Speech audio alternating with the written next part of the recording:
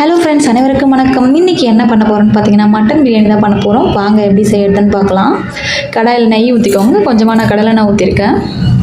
பட்டை, கிராம்பு, சோம்பு, ஏலக்காய், ஸ்டார் சோம்பு, கசகசா எல்லாமே போட்டு வதக்கிக்கோங்க.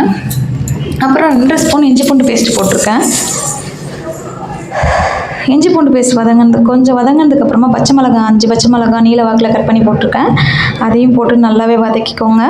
அப்புறம் கொத்தமல்லியும் புதினாவும் எடுத்து வச்சுருக்கீங்களா, அதில் பாதி கொத்தமல்லி புதினாவை நான் இப்போ இதில் சேர்த்துக்கிறேன். பாதி கடைசியாக சேர்ப்பேன். அதுக்காக தான். வெங்காயம் ஒரு 4 வெங்காயம் கட் பண்ணி வச்சுருக்கேன். 4 வெங்காயத்தையும் அது கூட சேர்த்துக்கோங்க. உப்பு இப்போ போட்டுக்கோங்க. அப்போ தான் வெங்காயம் சீக்கிரமாகவே வதங்கும்.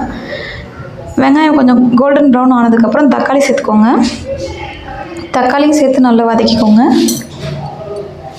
தக்காளி கொஞ்சம் வதங்கினதுக்கப்புறமா இதில் கரம் மசாலாவும் காரப்பொடியும் போட்டு வதக்கிக்கோங்க. நான் 2 ஸ்பூன் தயிர் போட்டிருக்கேன். தயிர் ஆட் பண்ணிக்கோங்க.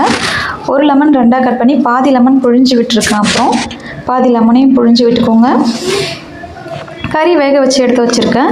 இப்போ அந்த தண்ணியோடு சேர்த்து எவ்வளோ 1 கப் அரிசி போட்டிருக்கேன், 2 கப் நான் தண்ணி ஊற்றிக்கிறேன்.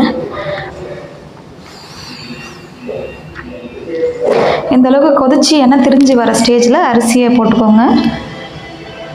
நான் பாஸ்மதி ரைஸ் தான் எடுத்து வச்சுருக்கேன். கழுவி எடுத்து வச்சுருக்கேன். அதை போட்டுக்கிட்டு இந்த அளவுக்கு கொதிச்சு தண்ணி கொஞ்சம் சுண்டின பிறகு கரண்டி வச்சு பாருங்கள். கரெக்டாக இருக்குது தண்ணி பதம். இந்த அளவுக்கு வரும்போது கொத்தமல்லி கொஞ்சம் புதினாவையும் போட்டு அப்படியே குக்கர் விசில் போட்டுருங்க. நான் 2 விசில் விட்டுருக்கேன்.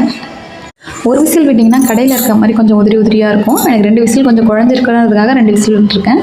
பாருங்கள் இந்த ஸ்டேஜில் இருக்குது. அவ்வளோதான் ஃப்ரெண்ட்ஸ், ரெடி ஆகிடுச்சு. ஓகே ஃப்ரெண்ட், தேங்க்யூ ஃபார் வாட்சிங். இந்த வீடியோ உங்களுக்கு பிடிச்சிருந்தா லைக் பண்ணிக்கோங்க. மறக்காமல் ஷேர் பண்ணுங்கள். Bye bye.